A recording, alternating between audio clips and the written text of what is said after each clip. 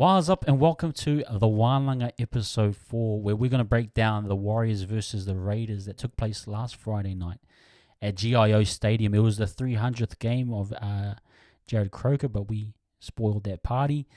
We won 36-14, I believe it was. But it was a good game. It was a really probably a character building game in terms of defining our team as being truly resilient. There were some really good defensive structures and systems that we currently using that is very effective, and the personnel that we have right now, I think, are making that happen, that we are a resilient team. And then we're going to look at some ways that we broke down the Raiders' defense. We kind of found a way to counter their rush defense. They're throwing a lot of people in the tackle. And then we're going to look at Leiataua, looking at his debut, looking at some of the key indicators that he might be the real, genuine NRL prospect and NRL center in the future. Really loved his performance. And then we're going to look at some of the finishing. We talked about finishing for the last 2 weeks. That finishing was a little bit poor, but now we're going to look at it and see that it's actually pretty good and it's getting a little bit better. And it's not there right now all the way, but I think it will get there in the end. So hang around, guys. Enjoy this episode. Give it a like, a share, and a subscribe. And appreciate you guys' support. But enjoy. Okay, guys, we're going to start off by looking at our defensive systems and our defensive structure. Now, firstly, it's a pretty good system. I'm not sure if it's anything new in the NRL, but from my eyes, it's very fluid, cohesive, dynamic structure that requires a lot from your forwards, especially. I'm calling it a tight 6, or rugby terms they call it a tight 5, but really those forwards are very important, and we'll go through the personnel in terms of how important they are. I think you have to have a very fluid and interchangeable forward pack to be able to deal with the system that we currently got, and it's really working quite well, and we have to acknowledge our forward pack. Now, but firstly, it's built off really, I would say, Adam as your lead prop, even defensively as a lead prop, and Tohu. Those two are your big first point of contact guys, and Egan as well. But then you got to have really hard-working back rowers, and I think Marata and Jackson are those hard-working back rowers. They really do cover a lot of ground. And then Bunty loosely as the sixth man, should we say, in terms of like a basketball team. He's kind of that sixth man, but he does a lot of dirty work as well. He may not have the so-called attacking impact that you require from him, but he is covering a lot of ground. He's tidying up a lot of loose ends. So you will see his impact throughout the game. But I just thought it was important to acknowledge the system, and you're going to show an example here of how the system kind of works and how interchangeable it has to be to kind of cope with the stresses that it deals with. So just simple stuff really, but you're just going to get guys. So again, like Adam and Tohu, they do a lot of that middle work, that first point of contact work. And then you're going to get the likes of Jackson Ford coming through. But this one I thought was really good. You're going to look at Metcalf here, and look how he pushes off. Even though he keeps his eyes on White, and then he pushes off onto the next read while keeping eye contact. But I think he's actually quite a good defender.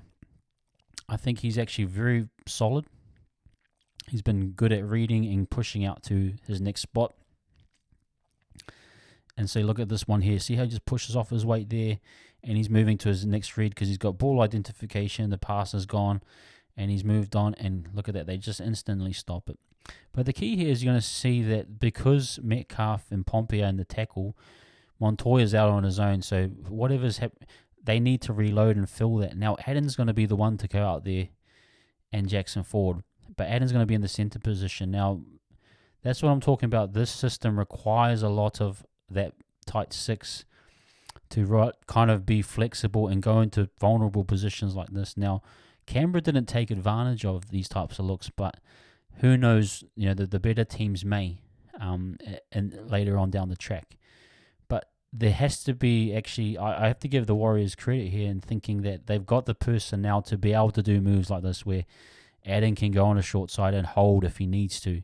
That's a credit to him as an athlete. The talk about Adam is that he's probably one of the best athletes at the Warriors. But that's what the system requires because of the type of the amount of defensive pressure we're trying to put on. We require our forward pack to be flexible, to be put in these positions consistently throughout a game, and in the majority of the times they are holding out, and I've got to give them credit. But that's what I'm talking about. This system has to be very flexible, and that forward pack have to be able to go into positions. You'll see sometimes Egan goes out onto the edge. You'll see sometimes Marata's all the way in on, in the middle of the field, or forwards even sometimes out on Marata's side. That's how flexible, our back rowers need to be. They have to be workhorses, and Tohu and Adam taking that initial grunt with Egan, or they all do, but they all have to be able to move along that line, and whatever part of that field is very plug and play. But we got the forward pack to do it, and we've got to give ourselves, our team and coaching staff and ourselves as fans a pat on the back, because we have got the right personnel, I believe, to be this fluid, this versatile, this I suppose, to be able to cover this amount of ground defensively and still produce offensively. I think it's really credit to them. So yeah, that was just something I noticed here. And see, you got there, even though AFB's on the other side now, Four's in the middle there, Egan's back in, Marata's pushed back in. So you're kind of getting all these little flexible looks where those guys, that tight six in my eyes, that forward pack, have to be really onto it the whole game. And then C&K's your kind of cover guy, filling in little gaps where he needs it, and he's doing a really good job as well. And so that's just some. And then I just want to point out tackle technique. Like, I haven't got much footage of it, but you can just see how solid our defense is. And I'll show you some more later of the Canberra and how kind of loose they were. But I got to credit to our guys in the wrestling elements. And it's not like we're doing dirty stuff. And I always thought the Melbourne Storm, they did wrestling, but they did the dirty way. They were doing arm bars but this is really about wrestling in terms of controlling body weight in the right places. And I think we got it all right. I think we've got a really solid team that's good on the ground in terms of, like a jiu-jitsu term, but the ground game they have, if we want to say that loosely, is actually really good. So I've got to give them a lot of credit to be able to control the body of the attacker and then peel away and get into their spots. So I think it's really good, a really good team effort. See that pressure on the shoulder, things like that, little details where this is going to help you get some extra time, and then Bunty peeling away into the right places. Similar thing again, just guys checking and sliding. Look at that line speed's really pushed up since the Broncos game. And you got C&K, he's kind of filling that middle gap, and then he's going to shoot to the back there. So he's kind of adding that extra man in the defensive line, helping out where he needs to. And then this one was, see the amount of, you'll see Newquarter, he does a lot of work covering these outside, out the back plays. He'll push off a lot. And then he's kind of Sean's bodyguard in some ways, but Sean's been doing really well. But I thought this was a good one by Leiataua, and we'll get through some footage of Leiataua later on. But just again, and then guys being interchangeable, where Newquarter's in the tackle, someone's going to have to fill his gap, and it's a very versatile defensive structure. Now we're going to go into Canberra right now. Now, talking about their defense, this was something that we found that we always had to our access, even though we may have been under the pump defensively. I found that the boys found that this was always available, and it's more about the defensive structure of Canberra. Now, Ricky Stewart, through his history, and I remember him from 2002, even that grand final or even the Roosters, when he was coaching the Roosters, they loved to rush, and they loved to throw numbers in the tackle, like 4 or 5 people in the tackle. And I think he tried to kind of throw a big punch, I felt. What you saw in the first half, at least, was guys really rushing up, and they try and make the first and second tackle as powerful as they possibly can. And so I'm going to show you some examples of that, how that came back to bite them in the bum. They throw 3 or 4 guys in, and then when the one that's peeling away isn't necessarily getting back in time, Egan's just pinpointing it and attacking that person. So you're getting these tackles here. You just saw was it Young go back, and so you got the marker positioning out of place, and then just attacking that Marcus area, and then the person who's retreated back. See those massive gaps in behind there? That's because that person peeling away, or even the defensive tackling and the way they're controlling the body isn't effective really. And so you're getting these big chunks of meters, and I thought this was there all night, even though we were under pressure for 5 to 10 minutes defending. This was always available because they wanted to throw a whole ton of, and so you're getting these little 3-man tackles, but they're not so effective. They're kind of, and then Hudson Young's going back, and then Egan's just picking it apart. He's going to go straight back to Hudson Young again. Just use that channel, and again, because he's trying to fill in that spot, they're getting the reward they get from him going backwards. And then again, so you're going to see guys chucking in 3 or 4, even 5 in the tackle here. So who's peeling away? You got one Tapine going away, but then you still got Horsburgh holding on, and then you get a quick play the ball, and the markers are out of play, so that's immediate for Egan to go and attack that straight away. And then you're getting a ball to, and then you go attack Horsburgh because he was the last one to peel away. And look, you can get him. The refs obviously told him don't get involved in the tackle. So this is kind of thing that was there all night, and it kind of kept us in the game in terms of field position because we were able to kind of get into the grind or get into positions where Sean was able to kick for us. So this is just some examples of kind of using what Canberra were trying to do against them. I thought that was really effective. Same again here. See, 0 tackle here. You're going to get 4 or 5 guys in the tackle there. To me, that's unnecessary on the Raiders' part. But look where they're positioned in terms of their tackling technique. They're all over the place. See, us, on the other hand, we have more control of the body so that we don't have anyone getting loosely out of place like this. So you got one guy on the ground rolling away. He hasn't even got up. You got one peeling away. And by the time Pompey's playing the ball, they're still kind of in that area. And so Egan, just being smart, attacks that part of the field. Again, and you're just getting these chunks. Look at that. And then because Tomoko peeled away late, he's just in this. He can't get up his line speed. So that's again. And then you're getting these chunk runs of just 10, 15 meters. Ford using his body, strength to get up the field. And so I just thought that was always available all night. Didn't matter if we had been defending so long. It was always there. And I think it's credit to Egan, rucker recognition, but also, countering what the Raiders were doing. But the Raiders weren't very effective with their tackling as opposed to us. So this is something I just thought was available all the time. Now, then it led to this point here where we played eyes up footy, but we also took advantage of their trying to attack us with. So this off the scrum base, you got Rapana in there to kind of help out Fogarty, and so it's a 3-man right hand defense. Now most other teams wouldn't have that shape; they'd have more push off from Whitehead coming out. So they're going to suck in the center and the winger. And that's poor tackle technique. There's no leg control. Tomoko is just about, and then we're sort of getting up. And then Rapin is out of position. And you can see Egan here. He's just about to go, hey, it's on here. And then Sean shoots over there. So they would have seen this in the video sessions that they done, that this was always available. And then they didn't address that with putting numbers. So it was a 2-man short side. And then we overload that side. That was really smart. You get the rush push up by Tomoko because he can sense that something's going to go. And then it's just nice hands here. And so see how we just countered that whole movement by playing eyes up, by counting numbers, and then by, using what they were trying to do against us. I thought it was really effective. Good early ball here by Pompey just to get Metcalf away. And good speed by Metcalf. Would have preferred the ball on the left hand there, but not all guys do that for some reason. But good to see him stretch out the hammies, just sort of, kind of get a feel for the, and then good support play by C&K.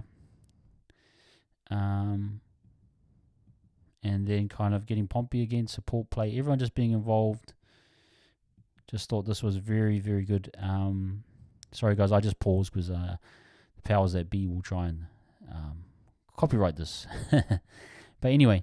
Again, so that was what I thought was a good counter to their, line speed and rush defense, is actually using it against them. And I thought we did a very wonderful job. And actually, to be honest, they weren't actually that good in terms of their tackle efficiency. But here again, we're just going to go through some Leiataua work here. His debut work I just thought he did a really good job. This is the type of stuff we want to see from our centres. Really good covering tackles, one-on-ones where you have to make your read. I think that's very important. Kick defusal I thought was great. This is a problem area that we've had, even Pompey and whoever's been in that spot. Those midfield bombs are like they're bombs that land kind of 10 meters out from the goalposts. Either side, we have had problems diffusing them. So it was actually refreshing to see someone like Leiataua actually go up and claim it. I thought he did a wonderful job there. Just I just really give credit to the guy. It's great to see his leaping ability. You gotta have, as a centre, it's great to have leaping ability. He's actually got quite a good size on him. I think he might be someone that we can really develop and grow. He's got good speed, good leg, very good explosive speed off the mark. And you're just going to see all the little things here that I thought were really good. This was a nice one just to see him get a bit of open space, generate something for himself. And even just that turning motion there. Look how quick he is to turn off and explode into the space there. Left hand fend, switch into the right hand, and then right hand fend. So that, not everyone in the NRL can actually do that. It's funny, you'll see players that can't actually switch hands to fend. They actually hold it in the one hand. Whether or not they choose to do it or whether they can, I'm not sure. I can't then, I'm not sure. But it's great to see a kid with fundamental skills, left hand and right hand fends. This is stuff you should be learning in your junior grades. But it's great to see, and it's a good solid fend too. And then you get that explosive running there, and I thought he was going to score, but that's how fast he was running that I felt that he was going to just break through. So he's got explosive speed within short spaces, and that's what you want as a centre.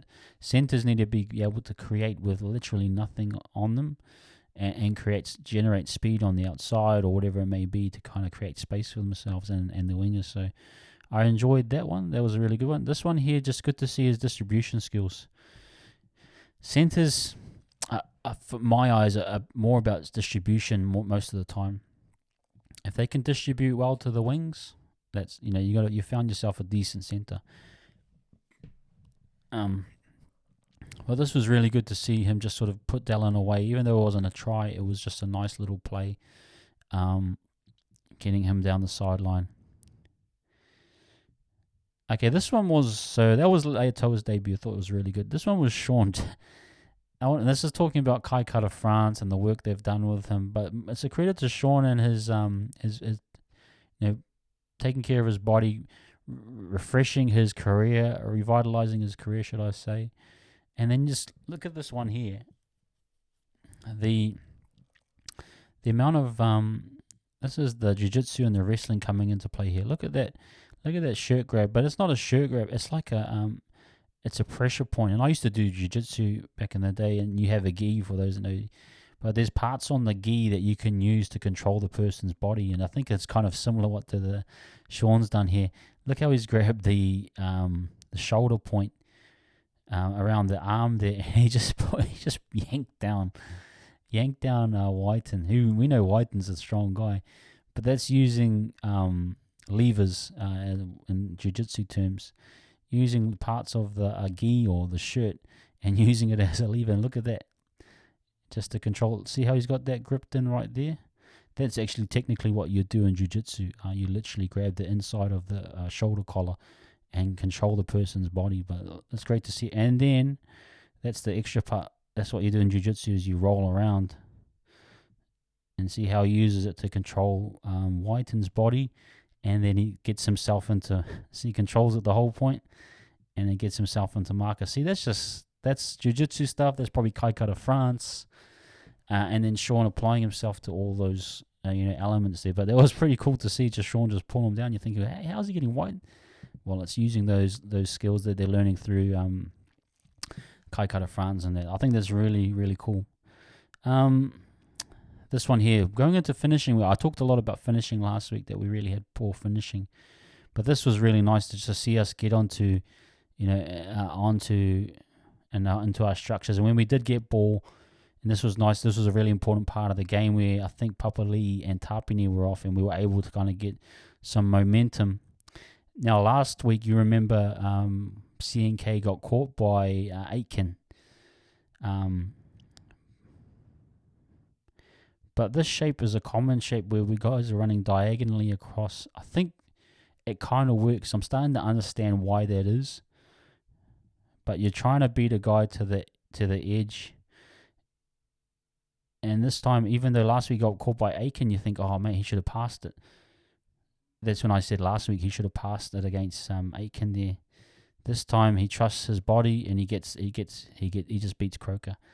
And then Hopewadi goes for Dallin there. So I thought that was just good to trust our guts, trust the systems we have in place, trust the team that we have in place. I think that's just really, really effective. So really good stuff. And then this one's just part of the finishing package. Just great to see. This one's just really good by Tohu. And he's gonna sell it. You're gonna see it here. He's gonna sell it with his shoulders and his body lean. Look how but the hands are going somewhere else.